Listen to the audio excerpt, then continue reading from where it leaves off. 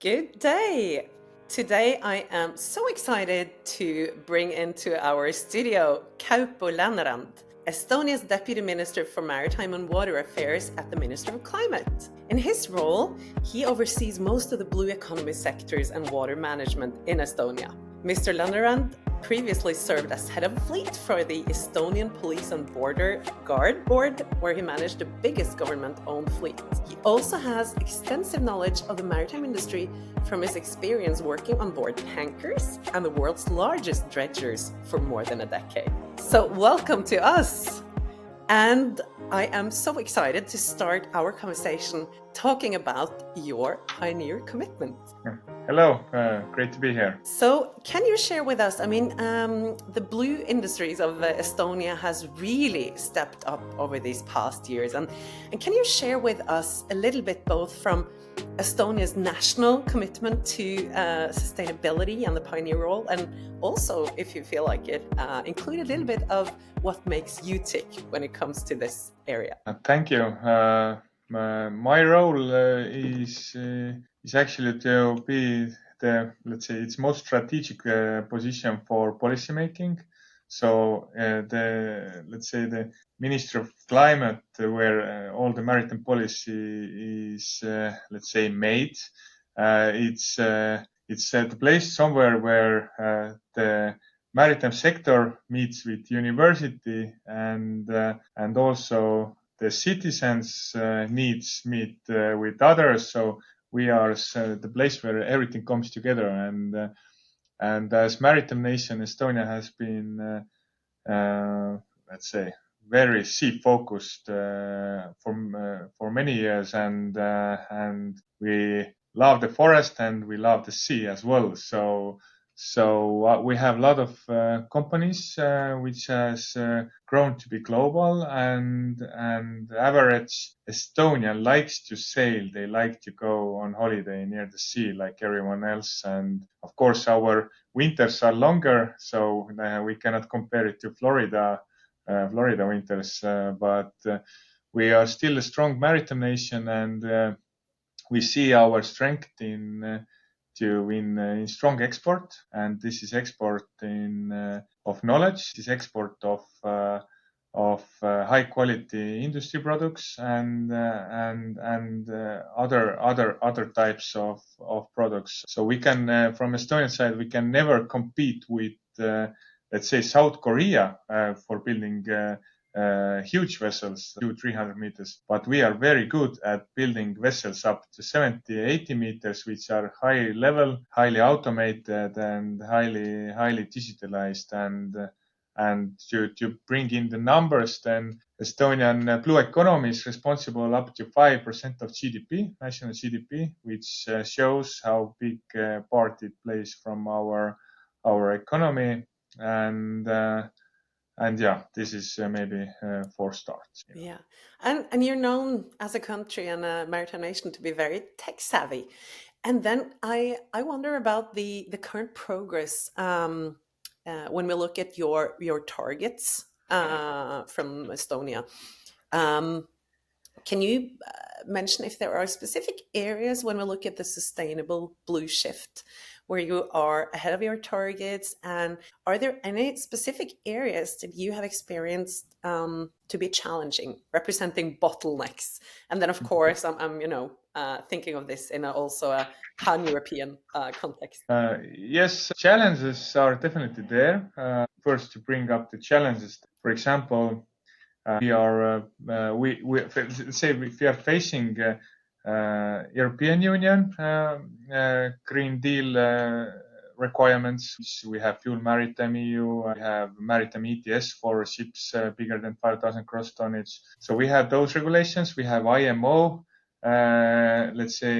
greenhouse gas strategy coming in, and we have national targets. So actually, we have those three sets of targets, and to fulfill those, a lot of investments are needed. And one example is that the electrical grid in the ports, which a lot of people think that okay, we are building the ships to be on green technologies, so basically we just need to retrofit the vessels or build a new vessel. but actually from our case, the electrical grid is challenge because it's expensive work to do. And when you have, I don't know, in the ports where historically you have 5 RoPax vessels, 5 cruise vessels coming in, and now you need to bring them more on electricity, then this national electricity grid or this, let's say, regional grid has never been developed to bring all those massive ships to electricity. So this is definitely challenging. One is the labor force. We need, let's say, better prepared for green technology, better prepared crew members of the ships, and definitely the green shift is or blue shift for blue economy. It's costing a lot for ship owners, so for them it's also challenging to push them to make the first shift. But we have a lot of initiatives and a lot of pilot projects where, as government, we are pushing the maritime sector and supporting them or nudging them to choose the direction to reduce emissions and increase the efficiency. Yeah. And I mean, you tap directly into what I see to be like the sore spot of almost all the people that I talk with on this pod as well, the access to clean energy and the current grid capacity issues, of course, is such a huge headache for many actors out there.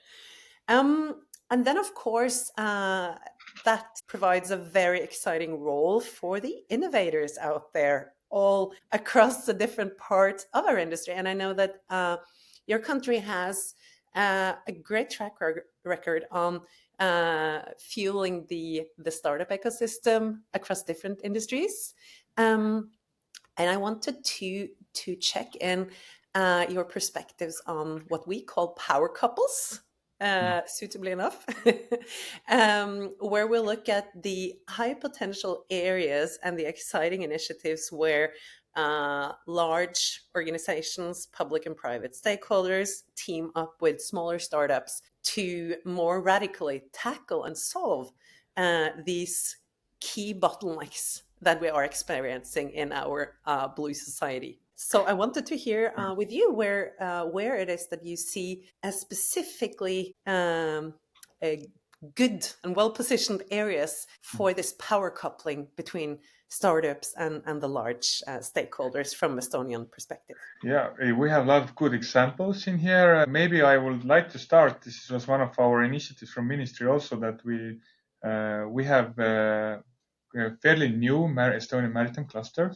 Estonian Maritime Cluster is, let's say, a little bit more than 1 year old, and it's bringing together the maritime companies, the big companies which are making huge revenues, and also the small startups into the one system. And the idea was from the beginning to have big partner for government, and that Estonian companies can join up in export markets as well. And sometimes smaller ones find through this kind of communities like clusters, they can meet each other. So Estonian Maritime Cluster has around 60 members after 1 year, and as companies, and already with around 2 billion euro of yearly revenue. So they have growth. They had very fast growth in the first year, and we look them to come together as well. And they already helped. They were our partner with Estonian Retrofit and Green Tech Hub. So basically, we are like industry and government working closely and visionizing how we can make the changes happen. And together with them, through Maritime Cluster, we have prepared this 25 million euro retrofit measure. So to invite ships, for example, to Estonian ports and use our industry knowledge to retrofit the vessels, and we pay back to the ship owners 15 to 30% of their investment. So this is like those ship owners who are in between it's a great chance for them in between to making the investment decision. This should be our nudging to help them to really retrofit the vessels to new technologies. Other great example maybe how industry and government, big players and smaller players are working together is Port of Tallinn. Between Helsinki and Tallinn, we have this very ambitious green corridor. And the plan is, I'm personally a big believer of green corridors. I think the green corridors are critical for really decarbonizing the maritime industry, because you have to connect the dots, because you cannot build the infrastructure and all the fuels everywhere. You have to start with green corridors, Tallinn-Helsinki, then you go for Tallinn-Stockholm, then you have Stockholm-Helsinki triangle, then you go for example, Rotterdam-Tallinn green corridor, and you start to connect those dots. You have those electricity availability, methanol, something else. So green corridors are basis. And what we did is there was an Estonian startup, this time startup. Now they are top 3 players called Shorelink. And Estonian Tallinn port wanted to bring their big RoPax vessels to electricity, and they needed some supplier for those technologies. And there was a startup called Shorelink who is visiting also the US with delegation, and they made the systems ready. And now with this 10 million passenger traffic flow port, now it's using those Shorelink devices, OPS systems, and this helped the Shorelink also to grow. And now they are really producing to Middle East, to Europe, across the world, all those OPS systems. And they went to the cruise industry. They started to scale up their work. So this is great example where this, for example, national-owned company, Port of Tallinn, let's say we are, as government, 66% owner of this Port of Tallinn, and how we can work together, and really the green technologies industry can also grow. So a lot of great examples there. This Port of Tallinn, maybe there is a smart port solution there used. I don't know, Birgit, have you visited Port of Tallinn and used the smart port? But in the past, there was a lot of people in the port showing where to go. You need to wait in the queue. And now it's completely automated. All the systems are interacting with each other, and you go to port, you almost don't have any human interaction, and you go straight away to port the vessel. So those are good examples how we can be more efficient in all ways. Yeah. So green corridors and the tech revolution, really. Yes. And I think this is, it's such, I couldn't agree more with your points. I think both on the green corridor as a model for enabling this transition, but also, of course, utilizing the best of new tech. And are there any other especially interesting companies that you are bringing over from Estonia this year? Yeah, we have a company called Inspirators, and I think one of their mottos was to take away job from 20,000 engineers or something, which was really, and the idea was that actually they want to free up those engineers. A lot of engineers are doing work which could be done by AI and machines. So let's say easy designs and works, and they are offering solutions where you can really free up this workforce and give engineers to do something better. So they are coming as well. Port of Tallinn is coming, as I mentioned, Shorelink, and we have this small mini cluster called EMI, who has like full value offer chain to retrofit the vessels. And I think they are they have very good value offer for retrofitting cruise vessels because they have like machine side cover, interior side covered, and I think the interior is very let's say it's very underestimated part of green transition. To give you an example, Estonian companies are looking the ways how to reduce emissions together with cruise vessel owners, and they actually have Estonian value offer. We have possibility to change the interior of cabins, for example, of cruise vessels, and reduce the weight of the cabin 200 kilos. So when you have cruise vessels of 3,000 cabins, you change it with new modern materials, and you can have 600 tons of less of weight which you are carrying. So this 600 tons of weight total with the 3,000 cabin retrofitting, of course, beautiful materials, you can also reduce your emissions. And this is important for ship owners to fulfill the regulations. So this is, I think, what I mentioned is 25 million euro retrofit measure coming out by Estonia in April. Actually, it should come out when I'm in US, and to bring ship owners, to nudge the ship owners to be more green. This retrofitting can be also part of the works, and maybe we have big innovator coming in. It's called they are called SRC. When I was in Singapore last week, then they received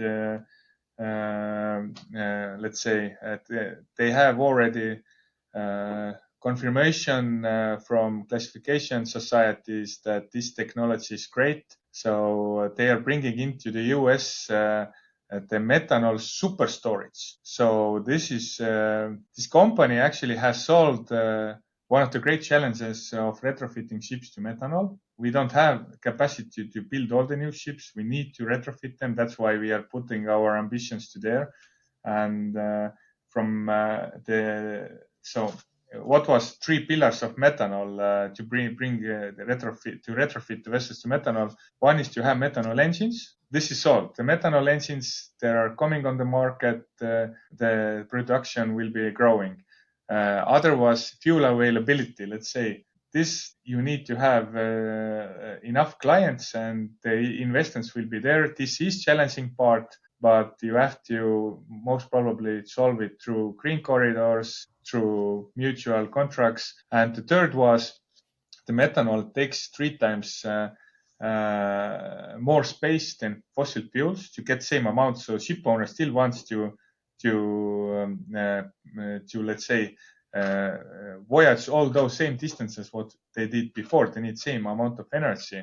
And the problem is that with existing technologies, they can only get 1/3 of the distance. So SRC solved it, and they have solution, as I mentioned, called methanol super storage. And this solves everything in this regard.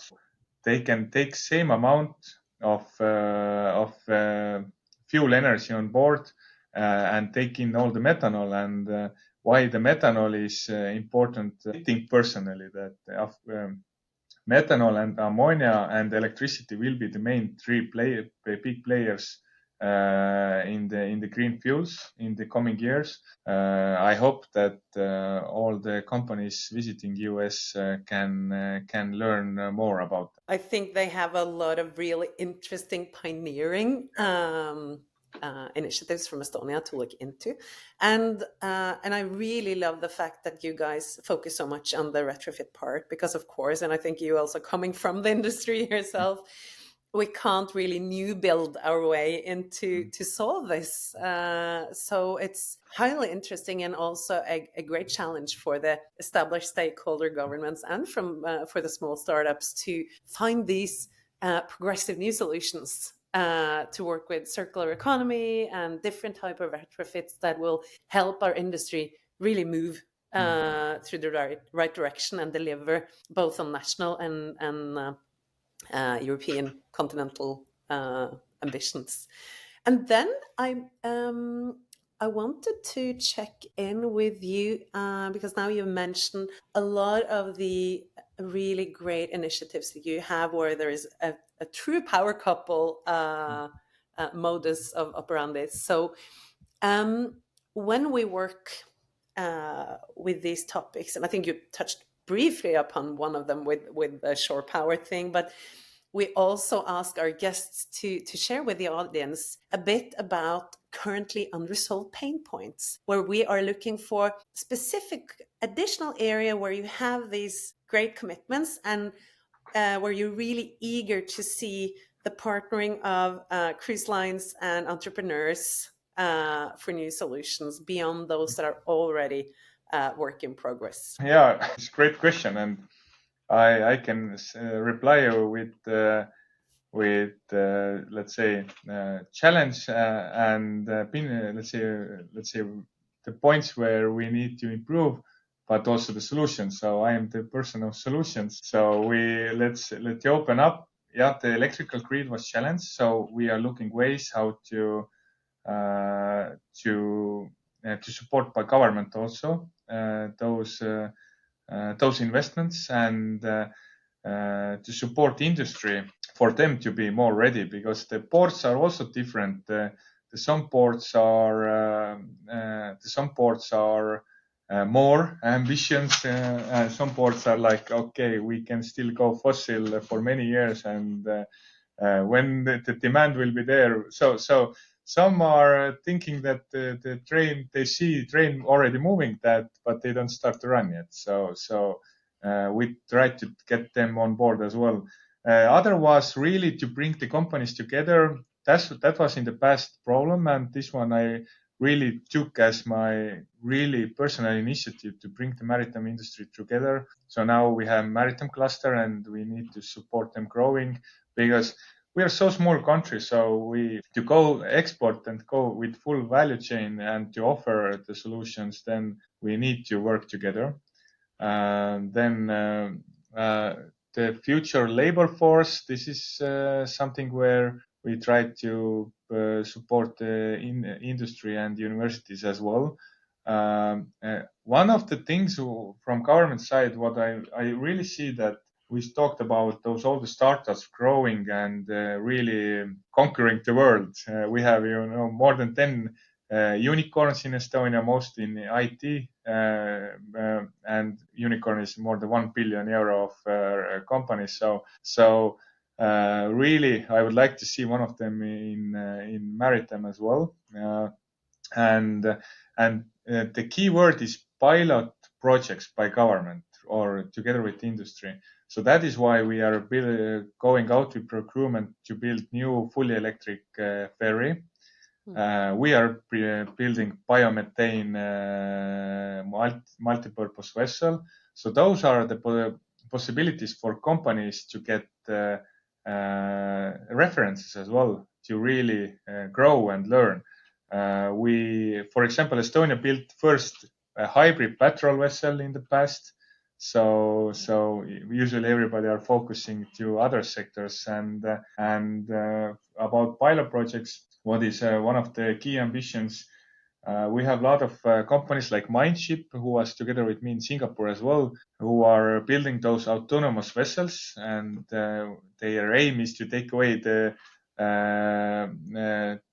work from the people when you don't actually need the people. So in the maritime, you need to, for example, survey your sea area all the time. We are doing it with huge manned vessels who are using, for example, fossil fuels. So our ambitions by government, again with pilot projects, is to build a fleet of survey vessels, autonomous small survey vessels, and you can have them 10 in line to working like in the lines, and making the survey work much more efficient, much more with less emissions and more cost effective. So all kind of these projects are needed to help, and the other is our aim was again, the problem was we don't know so much what's going around in the water. So we are also together with industry making Sea Wolf project, where we want to create maritime digital twin, so we can understand what is happening under the water, top of the water. This can be security, this can be environment,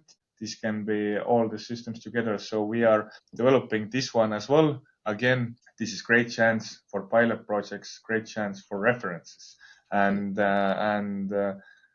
let's see how it ends up. And because there are sensors there, they can detect oil. We have big oil threat in the Baltic Sea with the Shadow fleet and all the substandard fleet, and they can really help us to detect the oil and react faster, get the evidence, and scientists in the future, they don't have to go and take the examples of the water in exact time. They can get the big data all the time. So pilot projects is key, I think, to really make the changes happen from my side. And of course, one of the things what I'm really looking into is offshore wind. One moment, offshore wind was the direction. Other moment, a lot of critics on offshore wind. So now again, they talk about offshore wind. I can say certain. I'm a big believer of offshore wind. We have 9 gigawatts of potential in here in our sea area. So this will be great chance for ship fuels to be developed and use all this excess energy to really make those fuels for shipping as well. So I hope this one goes well ahead as well. Absolutely. And I just have to ask, first of all, I have to applaud you for the amazing initiatives that you're doing in your role for the government. And then I also wonder, circling back to the grid issue and alternative new energy sources, are you also looking into any other ways of expanding your grid capacity with what we call more breathing grid structures, and finding other innovative solutions to gain energy from the ocean to support the capacity issues in the ports? Yeah, I can tell you that the forerunner ports are they are using already solar panels and smaller ports as well. This is going up the use of solar energy, wind energy. We have one big project for one of our biggest ports to use this to get the heat and also the cooling from the seawater. So those are expensive projects, and it's bringing again new challenges. But because our seafloor, were one side we have electrical grids, then we have all those pipes in the seafloor. So this will bring us new challenges, and you need to get them working together. So we are harnessing that. Let's say we are harnessing a lot of offshore energy in the future, but because the tides in Estonia are not so high, so tidal energy is not in the topic. We have a lot of bad weather, so we should use more wave energy, but this is not, let's say, not in the focus at the moment. I really see that this wave energy, we are looking into these smart floating platforms, which are part of the Seawolf system, what I mentioned. So I have seen the solutions where the wave energy is loading the batteries on board of the systems at sea. So this, if this really works, I will be interesting to know it more. But yeah. At the moment, those are the main directions. Yeah, and I mean the wave energy has been, under invested and still early. But I think for all of us who are really ocean nerds, it's such an magical perspective to look at, like, when and how will we truly be able to take out the all of the boundless amounts of energy from the waves that we're sailing on.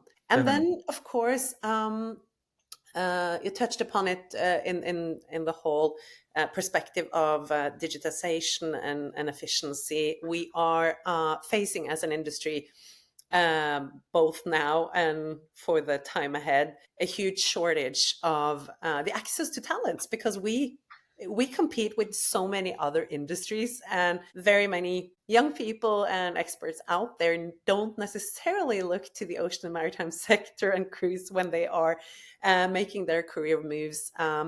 Personally, I have a huge belief in, when we bring in clean energy transition, when we bring in innovators, kind of new faces, a new role models and more exciting solutions that are brought out to younger people out there, that will also help making an impact, while we'll also have to find smart solutions so that we can utilize people and their capacities better than what we have done. But we have our last insight that we ask from all of our guests, that is focusing on tomorrow's talents today. And I know you guys are working a lot on this, because we do need so many great people and brains and hands on board with us to build this future of cruise. And I would love to hear if you can share your personal hack or advice to talents who are listening in, existing industry colleagues. What do you see as kind of capabilities and skill sets that is truly needed to be part of building this cruise pioneers and the sustainable clean transition of the maritime sector onwards? Yeah, it's great. This challenge is hard because we all face it, especially when the welfare is very good, especially those countries, and they are fulfilling the gap with at the moment around the world with getting the talents from other countries. But this there has to be other solution for that, and it's like always in the life, the answer lies in a combination of different things what we need to do. One of the ways to bring in more talents, still bring them into the maritime industry, I think it's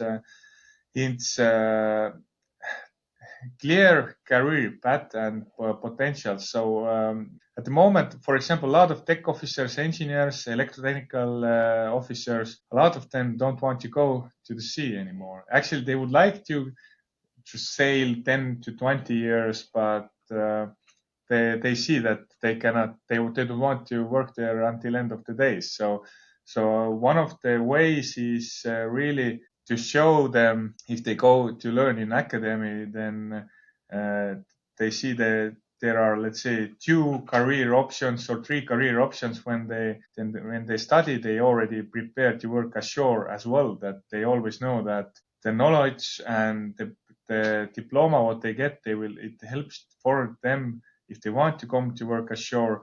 There is clear, I don't know, 2-3 scenarios where they can be technical management, they can really go for green technologies industries. So this is really important because I'm myself with tech officer background. I never planned to come to work as vice ministers as well.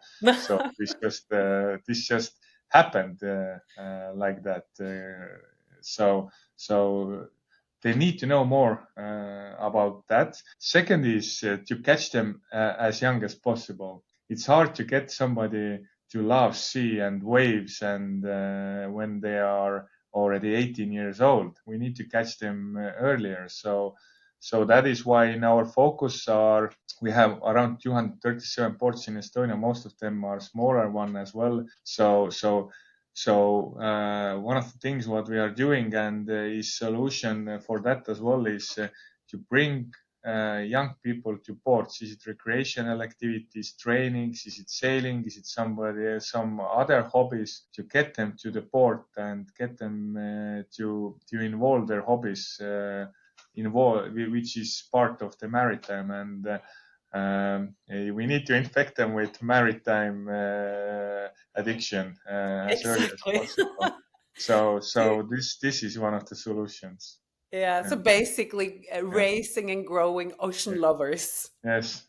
So get them as young as possible to the port, provide the potential, bring them in, and these are the ways definitely to do it. And of course, what we are really maritime industry imago and the great potential behind it, because what I have in my role has done also that when I came to the ministry, it seems like everybody talked that it's, maritime industry or maritime sector generally, it's ship and port. But this is much more. It's about growing the seaweed. It's recreational activities. It's offshore wind. It's We don't know. Maybe it's even mining in the future. It's all the IT solutions for maritime. All those green technology producers, shipbuilding, retrofitting is completely the parallel world of shipbuilding. So there are so many. It's so wide part of our economies, especially maritime nations, that to really to make them understand that into how big ecosystem they are entering if they are choosing the maritime. So this awareness of the scale of it as well. Yeah. No, I definitely agree with you. And I think your journey as well is so interesting to move from like a career at sea and a deck officer and then becoming a vice minister. I think that's also something that really shows the opportunity space out there. And based on your own journey, Kaupo, what do you think has been kind of the personal skill in you that has enabled this really exciting journey that could be inspiration for younger talents out there? What drives me? I don't know. People have to find what drives them. Somebody are doing it for money. Somebody is doing for the hobby. If the hobby is the work, I know a lot of people in our industry it's like hobby their work. So this is the best solution. Actually, one of the most interesting, when I was head of Coast Guard Fleet, this was very interesting time as well. What I received huge in this crazy geopolitical world where we are living at the moment, and so many things happening around the world. So I think it's great that I worked one moment in my life as head of Coast Guard Fleet, because this really helps to prepare for the crisis as well. But for me, I think that what drives me the most, and people have to find it, is to make big changes happen. So I enjoy, is it consolidation of government-owned fleet or big initiatives? So really that you can sit on the couch 20 years later, drink your coffee and think that I have made, together with my team and together with maritime sector, some big changes happen. So this is what drives me the most. I think that's a great end to our conversation today. And I'm really looking forward to catch up and really explore all of the amazing stakeholders that are gathered from Estonia for sea trade. And thank you so much for taking the time to sit in with us today. And let's stay tuned on all of the exciting stuff going on from the Estonian maritime sector. So thank you. Thank you for inviting me. And already Sunday morning, I will catch the plane and meet everyone there. That is super. Thank you so much. Thank you.